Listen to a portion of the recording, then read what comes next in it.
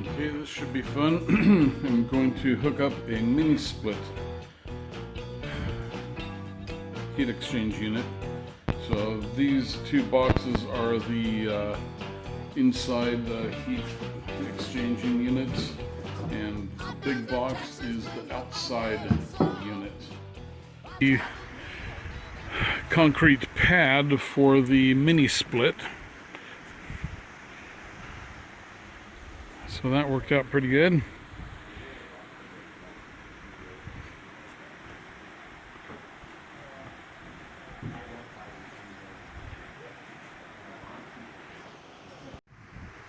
So I'm installing a Gree mini split system. This is a 2400 BTU main unit here, and we have that on a 3 foot by 6 foot by 4 inch thick slab of concrete with some rebar in there, and we're going to put a couple of 4 or 5 inch long by ½ inch concrete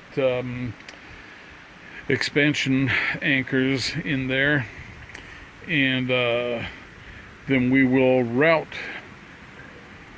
our pipes and control wires up through the hole there, and we have another one that goes up there. And so we're trying to get all this stuff together. This is a diagram of the bracket for the wall mount unit. You can see I drew in 2 red studs. You will hit either 1 or 2 of those. And then in the corners are 4 holes, which will be for the toggle bolts or butterfly bolts. We have just moved the drain tube from the side that it comes installed on from the factory over to this side here, and you can see that it has a spring clip on the end of the pipe, and the spring clip attaches to a knob to hold it in place. So we've got that, and our pipes routed out the back. It's the outside cover. There's the red symbol showing it's off. And to open it up, you just pop the bottom, lift up, and then it will pop up to where it holds. There's the screen. You pull the screens out every once in a while to clean them. And this is the connection on the wall mount unit. See, there is the red control wire, white neutral, black power, green ground, and somewhere in there is a plug for a Wi-Fi adapter that you can get the app on your phone and control this. And there is the cover back on the electrical connection area. Okay. And then just close it again.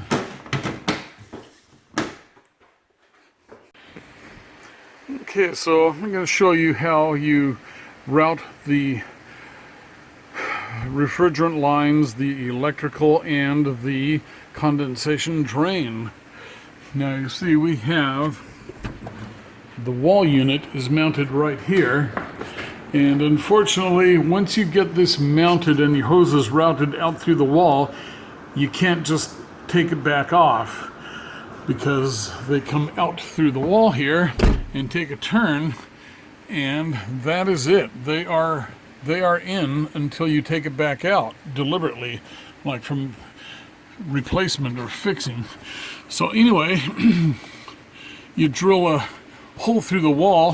When you order this conduit decorative covering kit, you get this wall piece tube that goes through the wall and comes to the outside here, and then you run your pipes through that.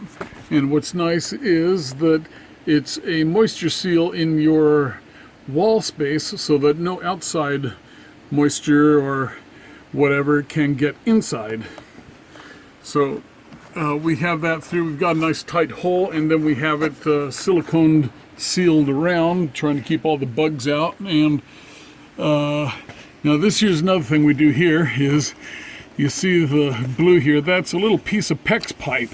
And we have that there because you see how we are going on beveled siding. This is vinyl siding, but we have the PEX pieces there, and those help us to sit flat so that it stands off from the siding. It makes it easier to install it, and lets you go flat against the outer edges of the bevels on the siding.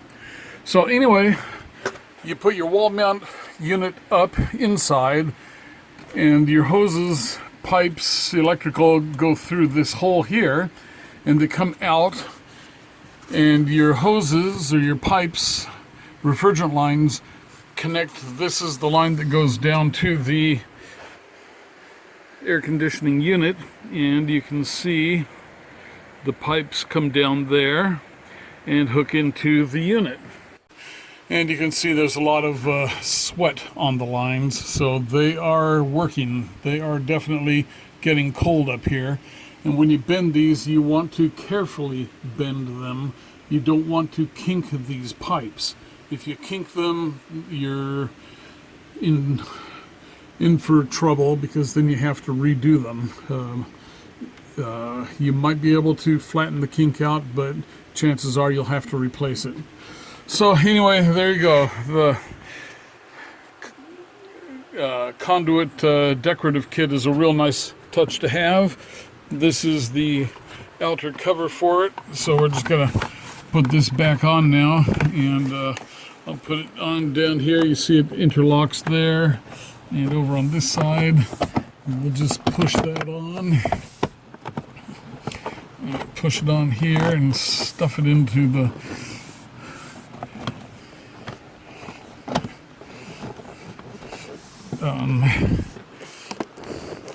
elbow.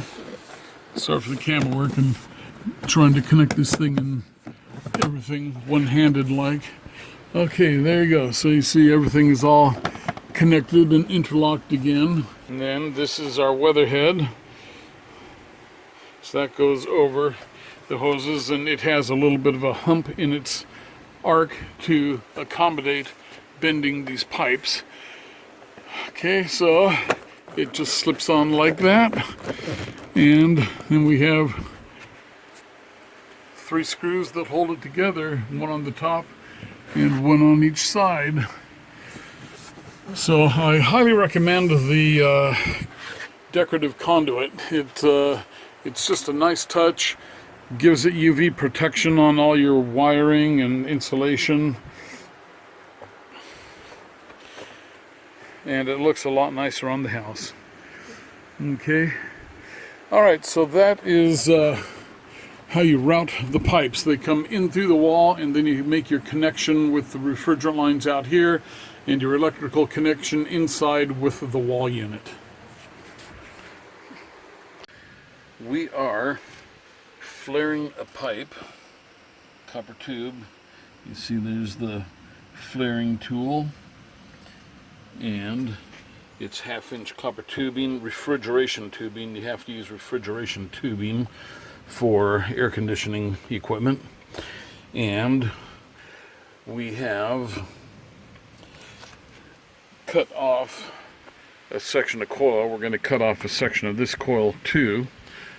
So the flaring tool clamps down over the pipe. You can see it has what look like threads inside of it, but those are designed to bite in and grip the pipe so that you can run the flaring tool in.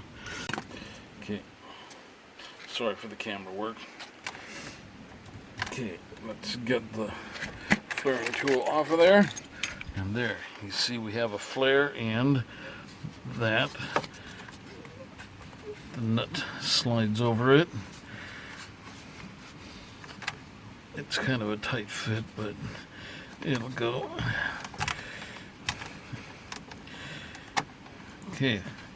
There you can see we have a good flare fitting inside of that nut.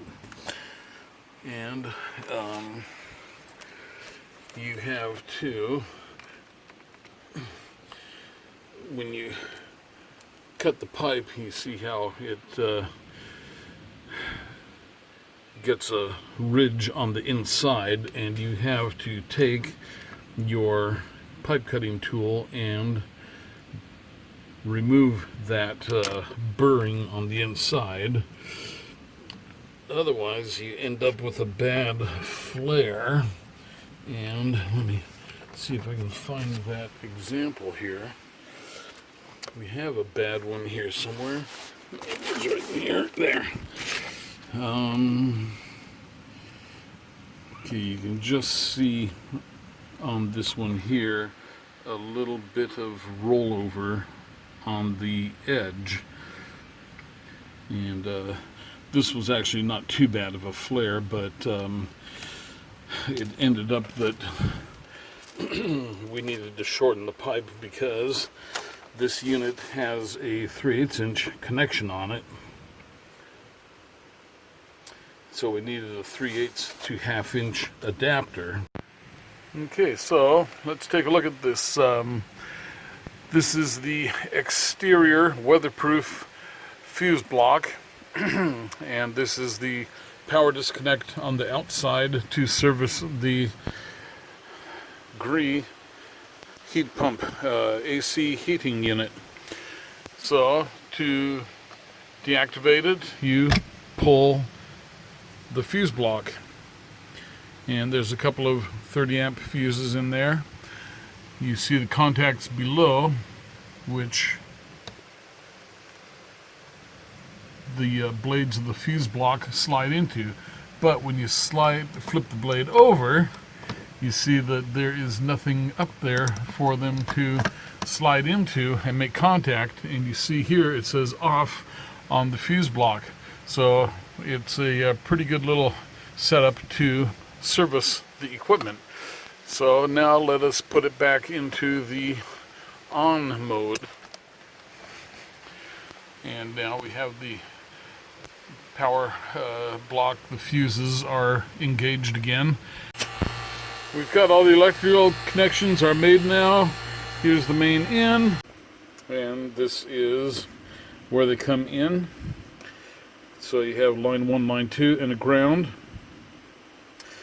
Up here, this is where we have the wires that go to the wall units inside the house. And what we have here is there is a ground wire that goes to here. There's a little ground wire in there, ground screw.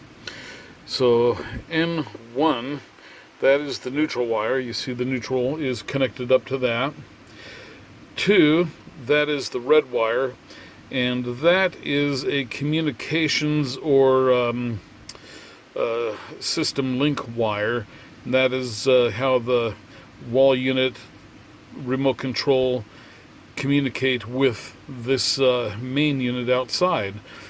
And we have this on the outside. So we have 2 wall units, the ground, neutral, communication, and power wire. And then again we have the ground, neutral, communications is red, and the hot wire black. And then this one here is just not being used. And this is the connection on the wall mount unit.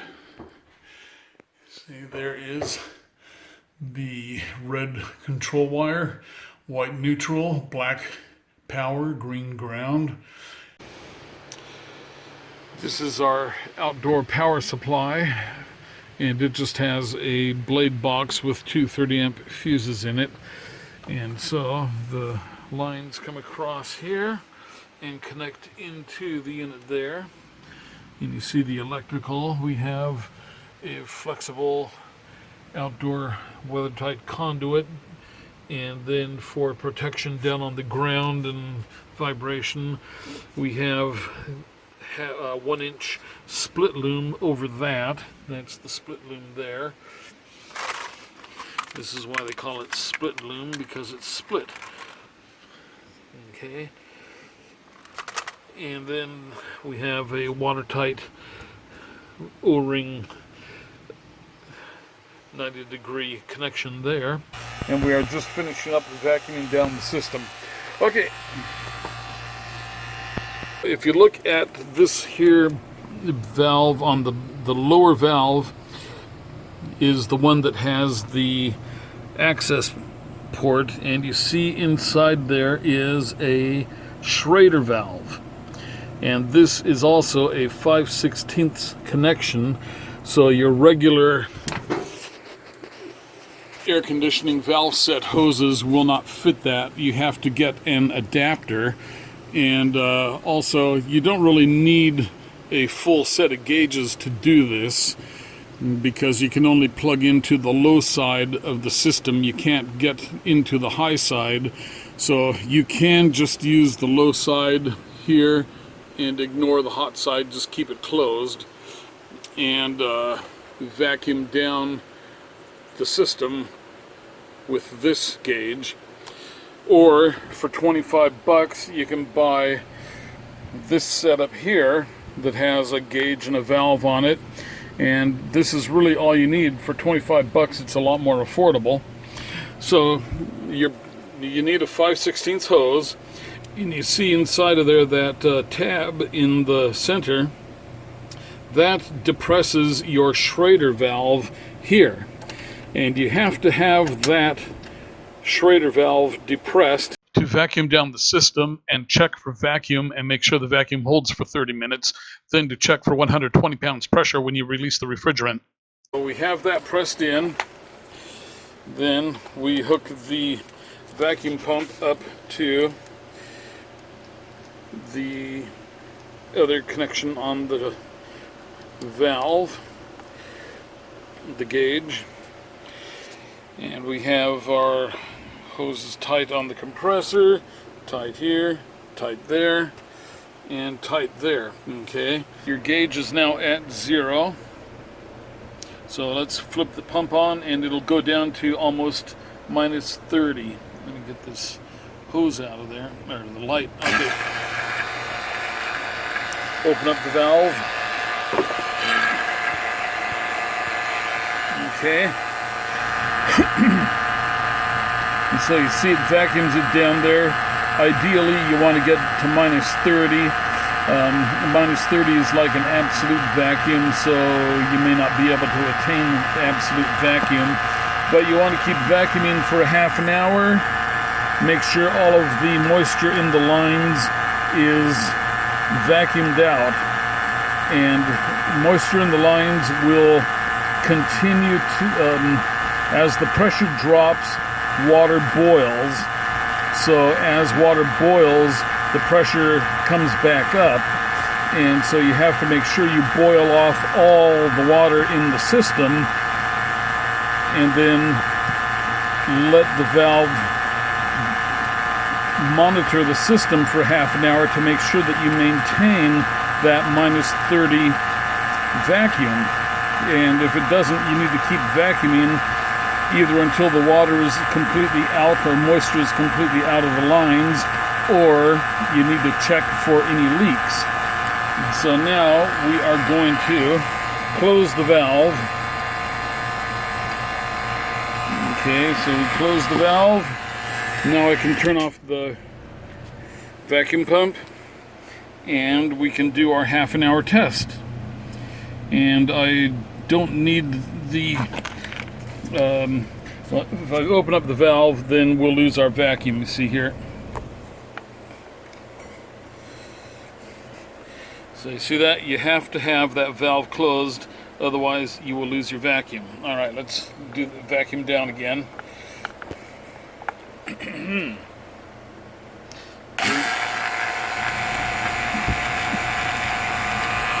I closed? Yeah, I'm closed. Oh, wait, am I? The valve needs to be open to vacuum down the system. Alright, so let's, yeah, there we go. So now we have vacuumed back down to -30.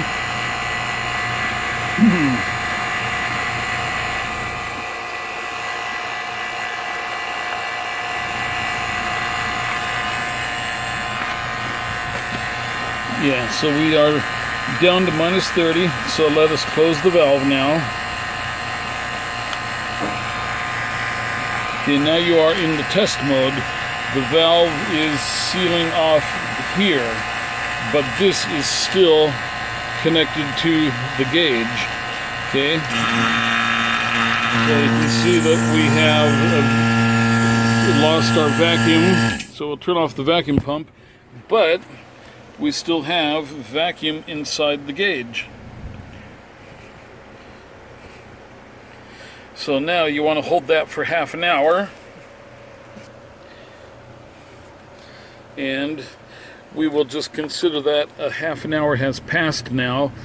Okay, so now what is going to happen is you don't want to disconnect this hose until you have charged the system, because if you undo this, air is going to rush back into the system. You have tested the lines, so you are going to want to open up, you take off the caps here,